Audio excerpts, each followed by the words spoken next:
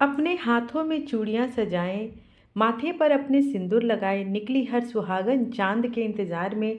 भगवान उनकी हर मनोकामना पूरी करे करवा चौथ की रात में। आप सभी माताओं और बहनों को करवा चौथ की हार्दिक बधाइयाँ।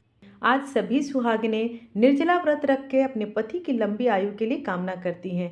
तो सर्वप्रथम आज की कथा और आरती श्रवण करने से पहले आज का पंचांग जानते हैं।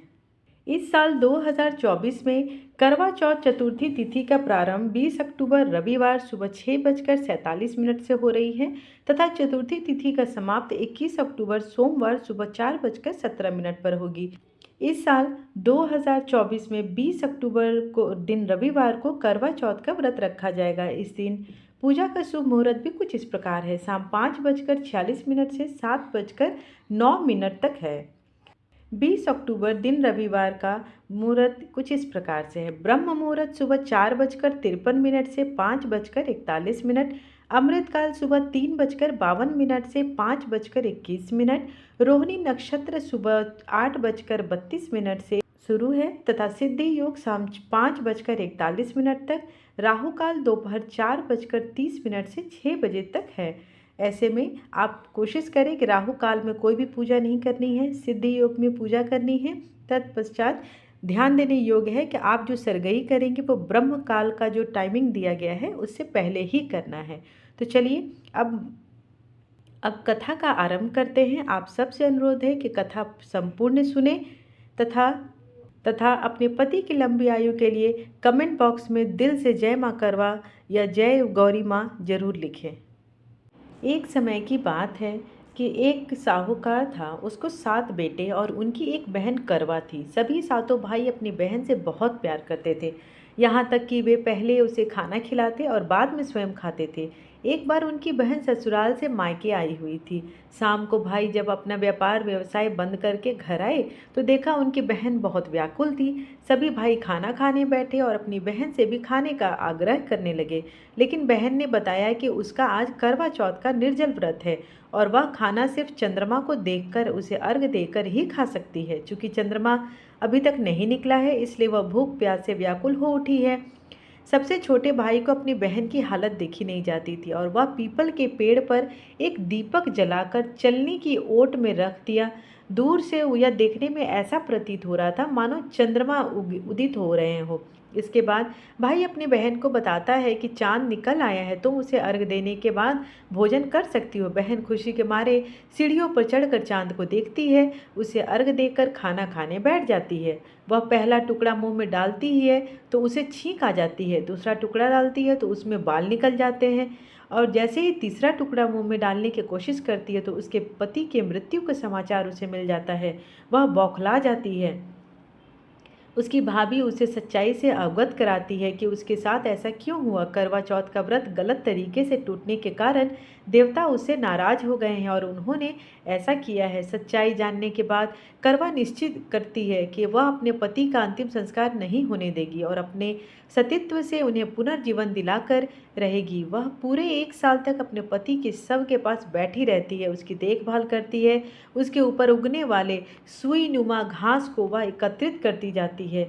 1 साल बाद फिर करवा चौथ का दिन आता है। उसकी भाभी करवा चौथ का व्रत रखती हैं। जब भाभियाँ उससे आशीर्वाद लेने आती हैं तो वह प्रत्येक भाभी से यम सुई ले लो, पिए सुई दे दो, मुझे भी अपनी जैसी सुहागन बना दो, ऐसा आग्रह करती है। लेकिन हर बार भाभी उसे अगले भाभी से आग्रह करने का कहकर चली जाती है। इस प्रकार जब छठे नंबर की भाभी आती हैं तो करवा उससे भी यही बात दोहराती है। यह भाभी उसे बताती है कि चूंकि सबसे छोटे भाई की वजह से उसका व्रत टूटा था, अतः उसकी पत्नी में ही ऐसी शक्ति है कि वह तुम्हारे पति को दोबारा जीवित कर सकती है। इसलिए जब वह आए तो तुम उसे पकड़ लेना और जब तक वह तुम्हारे पति को जिंदा न कर दे उसे नहीं छोड़ना। ऐसा कहकर वह चली जाती है। सबसे अंत में छोटी भाभी आती है। करवा उनसे भी सुहागिन बनने का आग्रह करती है, लेकिन वह टाल मटोली करने लगती है। उसे देख करवा उन्हें जोर से पकड़ लेती है और अपने सुहाग को जिंदा करने के लिए कहती है। भाभी उसे छुड़ाने के लिए नोचती है, खसोटती है, लेकिन करवा उसे नहीं छोड़ती है। अंत में उसकी तपस्या को देख भाभी पसीज जाती लेती है और अपनी छोटी उंगली को चीरकर उसमें से अमृत उसके पति के मुंह में डाल देती है। करवा का पति तुरंत श्री गणेश करता हुआ उठ बैठता है। इस प्रकार प्रभु कृपा से उसकी छोटी भाभी के माध्यम से करवा को अपना सुहाग वापस मिल गया जाता है। हे श्री गणेश, माँ गौरी, जिस प्रकार करवा को चीर सुहागन का वरदान आपसे मिला, वैसा ही सब सुहागनों को अखंड सौभाग्य का वरदान दे दो। करवा चौथ के व्रत को करक चतुर्थी के नाम से भी जाना जाता है। ये वैवाहिक बंधन की मजबूती का प्रतीक माना गया। इस संबंध में एक कथा और प्रचलित है।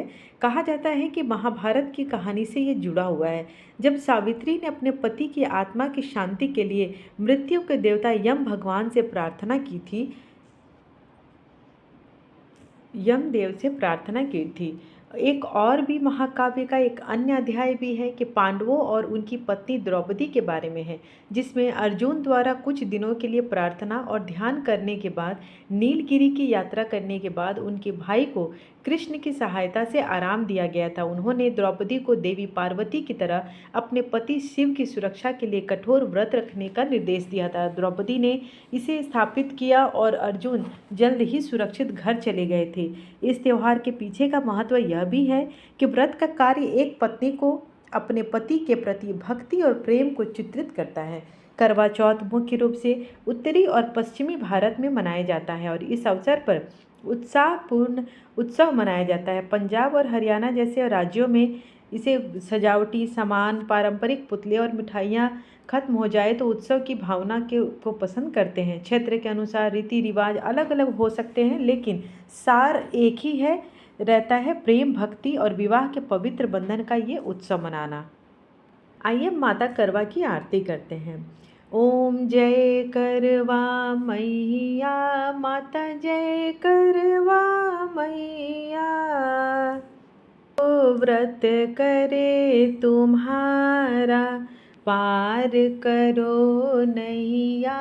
ओम जय करवा मैया, सब जग की हो माता, तुम हो रुद्रानी माता। यश तुम्हारा है गावत जग के सब प्राणी। ओम जय करवा मैया, कार्तिक कृष्ण चतुर्थी, जो नारी व्रत करती, दीर्घायु पति होवे, दुख सारे हरती। ओम जय करवा मैया, जो व्रत करे तुम्हारा पार करो नैया। होए सुहागिन नारी, सुख संपत्ति पावे। ओम जय करवा मैया, गणपति जी बड़े दयालु, विघ्न सभी नासे। ओम जय करवा मैया, जो व्रत करे तुम्हारा पार करो नैया। ओम जय करवा मैया, करवा मैया की आरती, जो कोई नर गावे, व्रत हो जाते हैं पूरन, सब विधि सुख पावे। ओम जय करवा मैया, माता जय करवा मैया। आशा करती हूँ आज की वीडियो आपको अच्छी लगी हो। वीडियो अच्छी लगी हो तो चैनल को सब्सक्राइब करें, लाइक शेयर करना बिल्कुल ना भूलें। धन्यवाद।